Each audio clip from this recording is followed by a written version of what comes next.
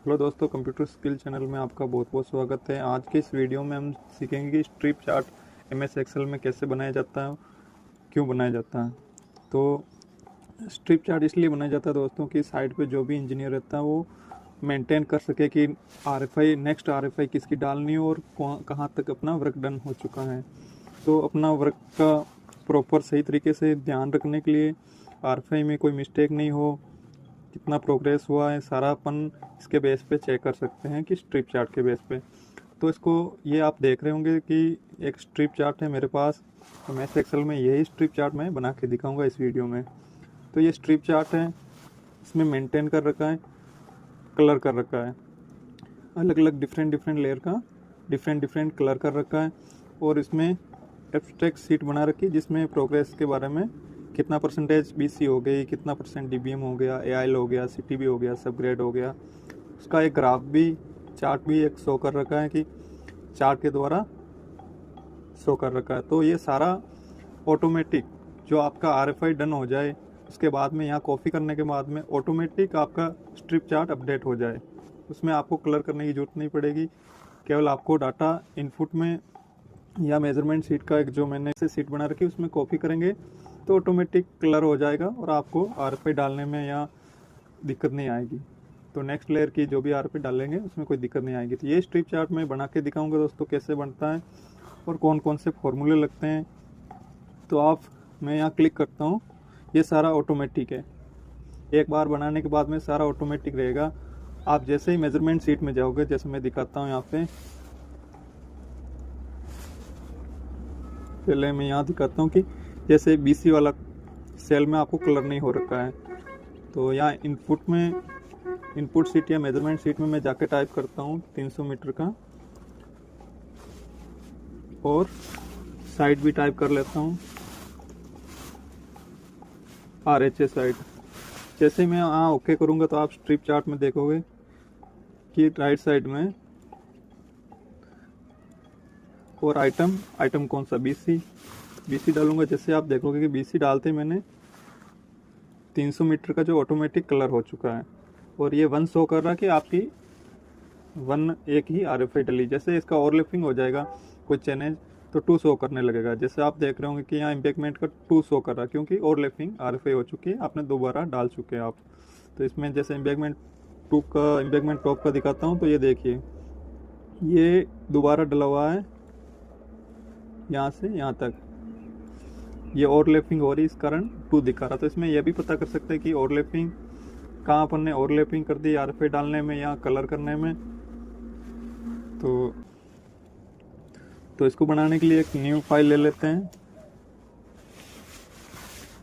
तो ऑलरेडी मैं new file ले रखा हूँ, चालू करते हैं। सबसे पहले आइटम नोट करेंगे, BC, DBM, WMM, GSB, subgrade top, subgrade first और इम्बैक्टमेंट टॉप।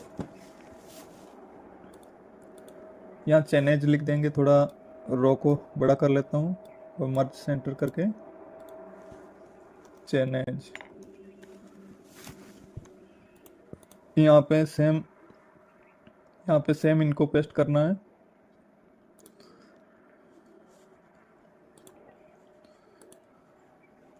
तो मैं सेम पेस्ट कर लेता हूँ।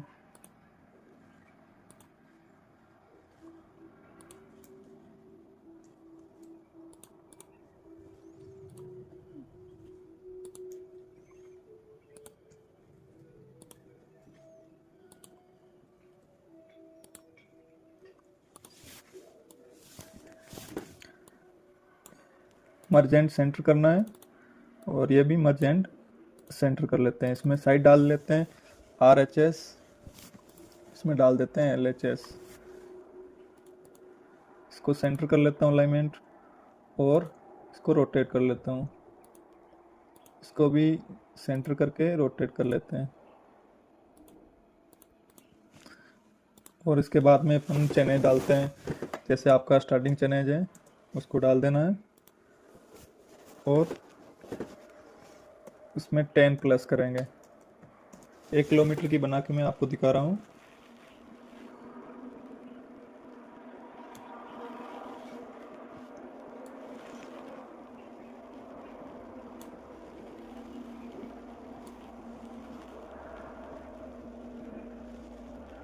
। 95 से 96। तो आप इनको चाहते हैं तो रोटेट कर लो, तो मैं रोटेट कर लेता हूँ इनको और सेंटर कर लेता हूँ और बोल्ड कर लेता हूँ। इनको भी बोल्ड कर देते हैं।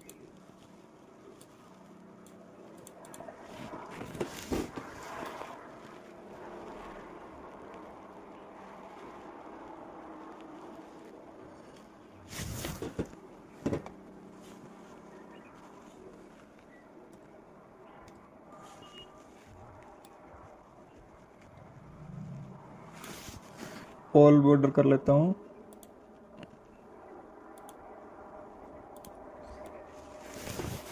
कॉलम की भी थोड़ा छोटा कर लेता हूँ दोस्तों।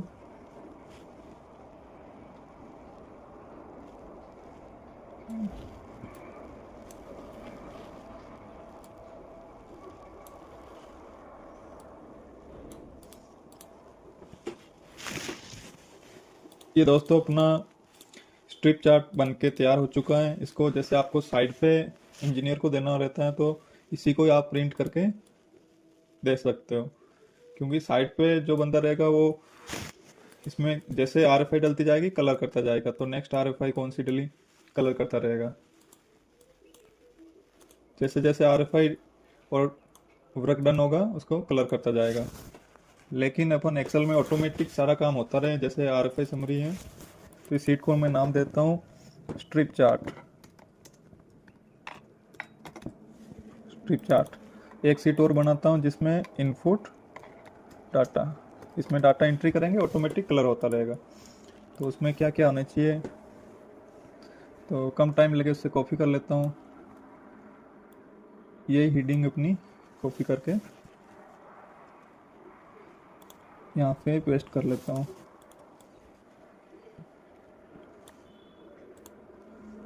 तो ये इनपुट डाटा, इसमें जैसे चेन्नई डालेंगे, साइड डालेंगे और आइटम डालेंगे तो अब इसमें ऑटोमेटिक कलर हो जाएगा। तो कौन सा फॉर्मूला अपन यूज़ करेंगे, सम प्रोडक्ट और काउंट इप्स, दो फॉर्मूले यूज़ करेंगे। जैसे मैं आपको दिखा देता हूँ दूसरी सीट में, आप देख सकते हैं कि इतना बड़ा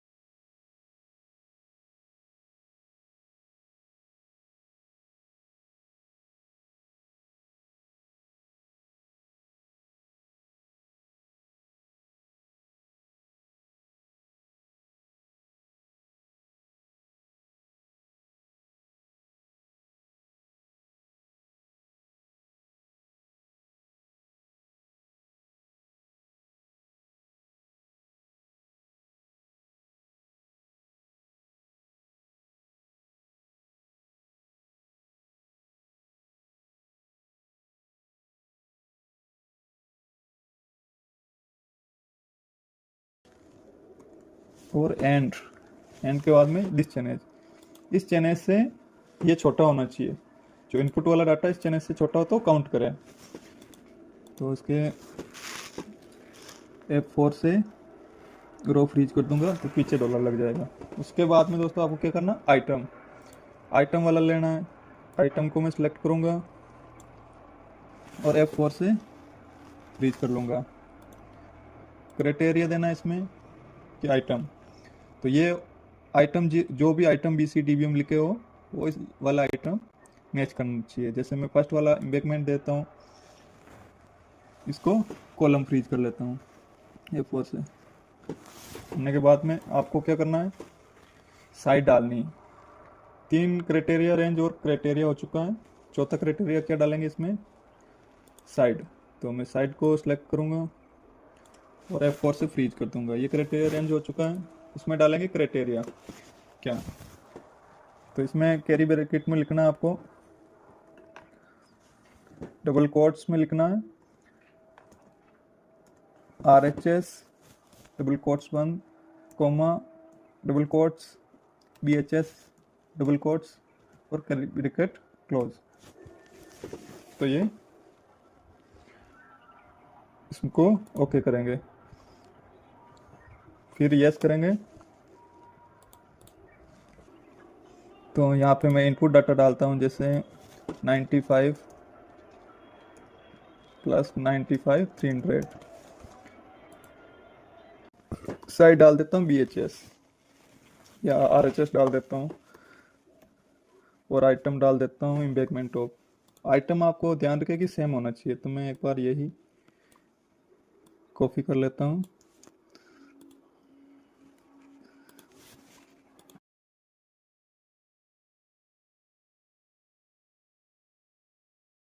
एरर आने का यही एक ही रीज़न है कि वैल्यू एरर आ रहा है। तो इसका एरर का रीज़न है कि जैसे अपने रेंज दिया वो रेंज सेम नहीं दिया है।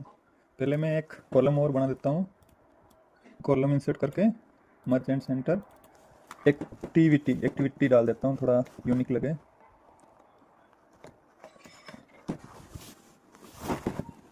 एक्टिविटी, इसको सेंटर करता हूँ और रोटेट कर देता हूँ। तो क्या दोस्तों, हमने जो रेंज दिया वो सेम नहीं दिया, इस कारण वैल्यू एरर आ रहा है। तो इसको करेक्शन कर लेते हैं, इसको फंक्शन में जाते हैं। जैसे इनपुट की रेंज दिया अपन ने वो कम ज़्यादा दिया तो वैल्यू एरर आ रहा। तो सबकी क्राइटेरिया रेंज चेंज कर लेते हैं, सेम कर लेते हैं, 100 कर लेते हैं। डाटा ज़्यादा होगा तो भी कोई दिक्कत नहीं आएगी।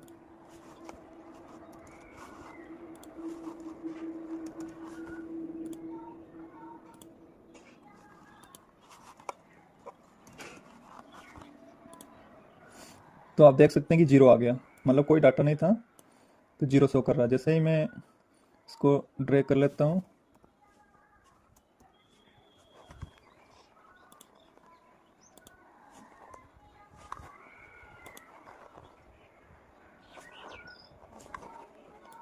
इसको सिलेक्ट करके कंट्रोल R प्रेस करना तो ये फॉर्मूला सारों में कॉपी हो जाएगा।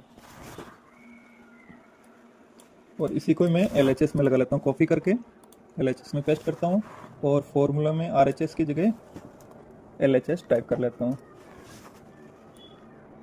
कंट्रोल D करता हूँ और सिलेक्ट करना है, सारों में फॉर्मूला कॉपी करना है।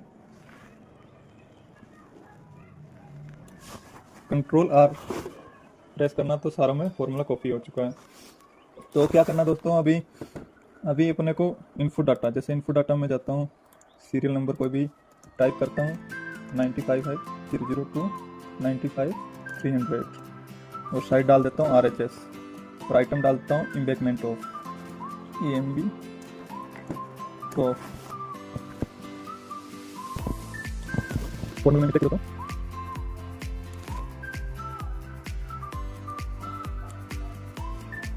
कॉपी करता हूँ, यही यहाँ पे पेस्ट कर लेता हूँ। तो यहाँ पे क्या करना है दोस्तों, LHS करता हूँ, LHS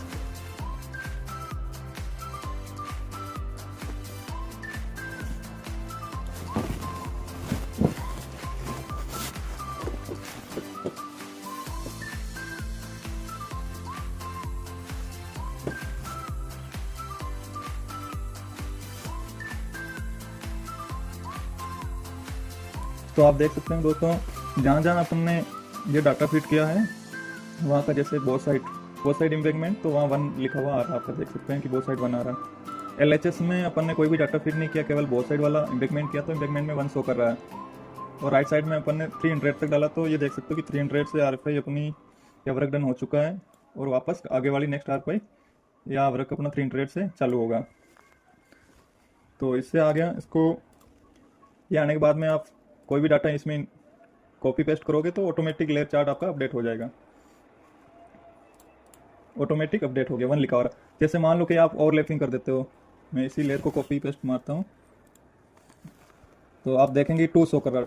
जितनी बार आप ओवरलैपिंग करोगे, अगर ओवरलैपिंग भी आसानी से आप पकड़ सकते हो कि यहाँ पे आपने ओवरलैपिंग कर दी, 2 शो कर रहा है, मतलब आपकी ओवरलैपिंग है, डाटा में ओवरलैपिंग हो रही है। तो जैसे इसको फिर अपन आसानी से फाइंड आउट करके हटा भी सकते हैं।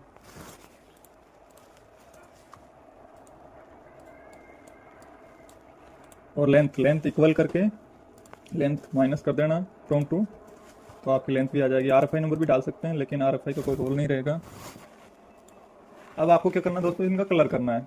कलर करने के लिए क्या करना है, कंडीशनल फॉर्मेटिंग यूज़ करेंगे। तो चेन को मैं एक बार, चेन को आप ऐसे भी लिख सकते हो, कस्टम में जाके 0+00, तो आपका चेन प्लस में शो करेगा। इनको भी जैसे इसमें भी कंडीशनल फॉर्मेटिंग कर देता हूँ, तो आप देख सकते हो चेन आपका प्लस में शो करने लग गया। उसके बाद में आपको क्या करना होगा कि इसमें कलर करना, इसके साथ साथ कलर भी हो जाए। तो कलर के लिए क्या करना पड़ेगा कि कंडीशनल फॉर्मेटिंग यूज़ करनी पड़ेगी। तो मैं यहाँ कंडीशनल फॉर्मेटिंग जाता हूँ, हाईलाइट सेल रूल्स में, ग्रेटर देन, अगर 0 से बड़ा हो, 0 आए, 0 से बड़ा हो तो ये कलर आ जाए, मान लो रेड, ठीक है, ओके। उसके बाद में सारों में एक एक करके आपको ऐसे ही करना पड़ेगा।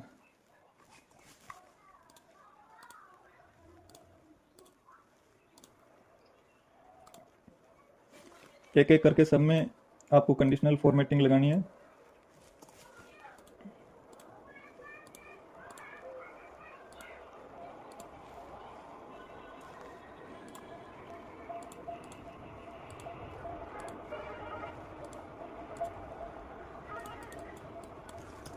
जीरो से बड़ा हो तो ये कलर आ जाए।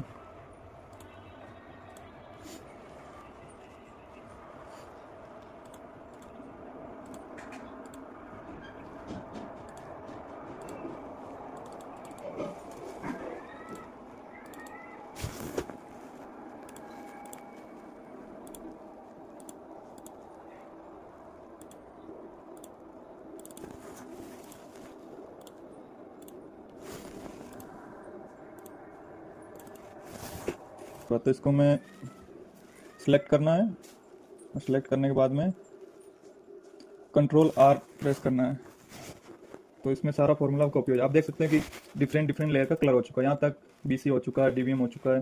तो आपका आसानी से आप फाइंड आउट कर सकते हो कौन सी लेयर कहाँ तक RFI डन हो चुकी है, कहीं ओवरलैपिंग भी नहीं शो कर रहा है। उसके बाद में क्या करना दोस्तों, इसी को ही फॉर्मेट पेंटर से इधर कर देते हैं। उसके बाद नेक्स्ट,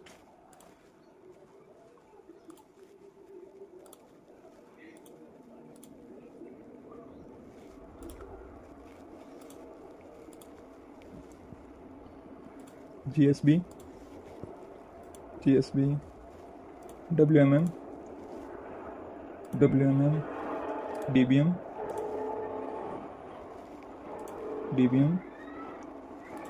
और BC। तो अभी आपको कलर शो नहीं कर रहा। कलर नहीं शो करने का रीज़न है कि यहाँ का अपने डाटा कोई इनपुट नहीं किया। तो Ctrl+R प्रेस करना है, तो आप देख सकते हो कि लेफ्ट साइड में एक ही RFI या एक ही डाटा है जिसमें अपना यहाँ तक वर्क डन हो रखा है, तो यही कलर आ रहा है, बाकी में अदरवाइज कोई कलर नहीं आ रहा। तो जैसे ही मैं यहाँ पे बोथ साइड कर लेता हूँ सभी में, तो देख सकते हैं कि आपका सभी में कलर हो जाएगा। देख सकते हो बोथ साइड करने के बाद दोनों में कलर हो चुका है। जैसे मैं चाहता हूँ कि ये लेयर मेरी इम्बैगमेंट की 95-400 तक हो जाए, तो अभी आप चेक करना 400 तक हो चुकी है। तो अपना लेयर चार्ट, स्ट्रिप चार्ट बनके तैयार हो चुका है। इसके बाद में अपने को बनानी है एब्स्ट्रैक्ट शीट, जिसमें कितना वर्क डन हो गया नीचे ही शो कर, या अलग से सीट ले सकते हैं। तो मैं इसी सीट में बना लेता हूँ। मेरे को ये कॉपी कर मारता हूँ हीडिंग को और यहीं पे पेस्ट मार लेता हूँ। चेनेज को मैं डिलीट कर लेता हूँ और यहाँ पे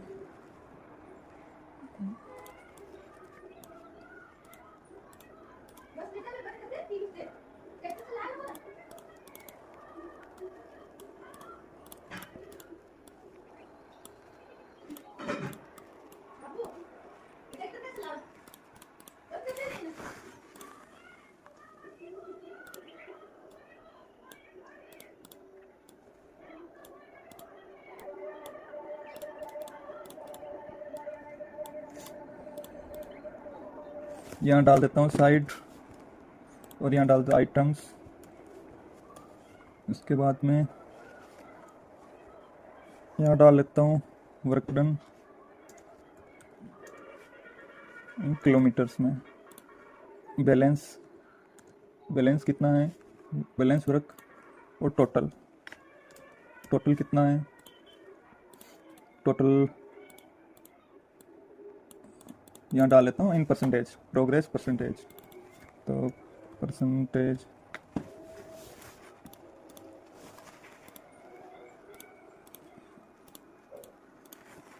तो हीडिंग को मैं क्या करता हूँ, बोल्ड कर लेता हूँ।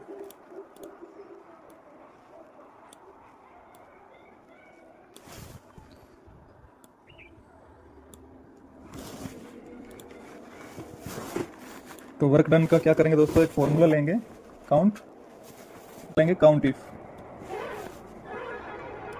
इफ का फॉर्मूला लेंगे और उसमें डालेंगे बीसी वाला। मैं पूरा सिलेक्ट कर लेता हूँ 1 किलोमीटर का, 1 किलोमीटर का ही बनाया दोस्तों, तो 1 किलोमीटर सिलेक्ट कर लेता हूँ। उसके बाद में कॉमा डबल कोट्स में लिखेंगे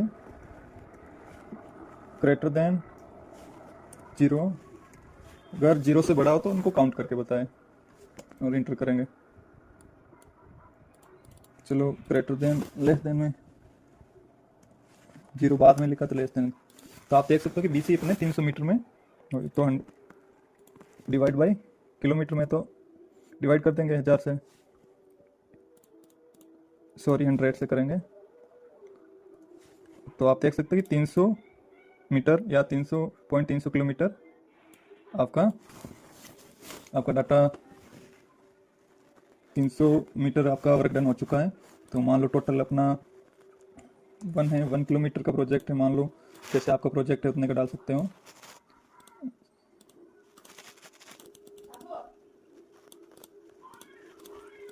तो बैलेंस कितना हो जाएगा, इक्वल करेंगे माइनस 700 मीटर बैलेंस हो रहा है। तो ये चेनेज वाला था तो चेनेज आ रहा बीच में, तो इसी कारण ये 1 किलोमीटर शो कर रहा। तो इसको आपको क्या करना है, कंट्रोल माइनस करना, प्रेस करना, इसको डिलीट कर लेना है। और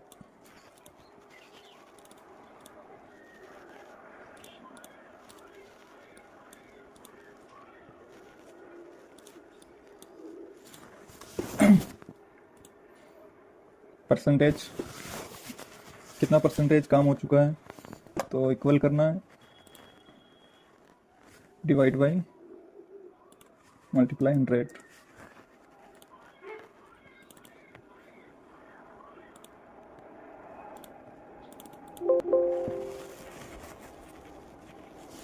देख सकते हो कि 30% अपना बीसी हो चुका है, 40% इम्बैकमेंट ऑफ हो चुका है। जैसे ये एब्स्ट्रैक्ट शीट आपकी बन के तैयार हो चुकी है। इसको मैं जैसे नीचे करता हूँ,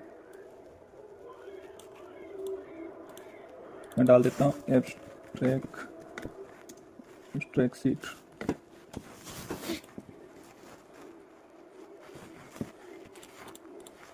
जैसे मान लो मैं यहाँ पे टाइप करता हूँ, जैसे 95 300 से 95 900 तक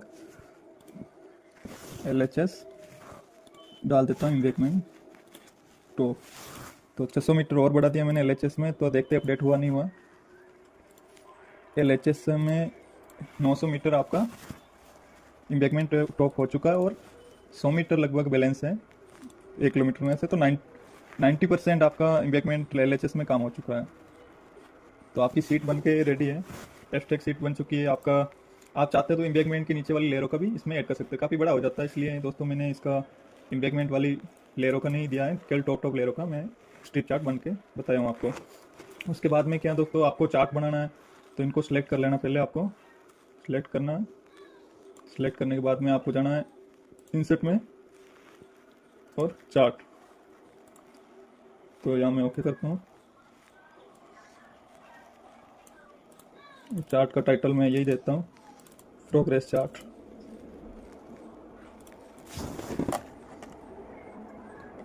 प्रोग्रेस वर्क डन चार्ट।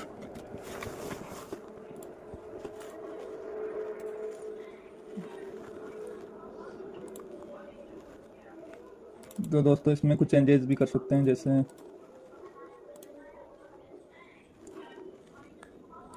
आप देख सकते हो जैसे कि LHS में एम्बैगमेंट 90% हो गया। अलग अलग डिफरेंट चार्ट ले सकते हो।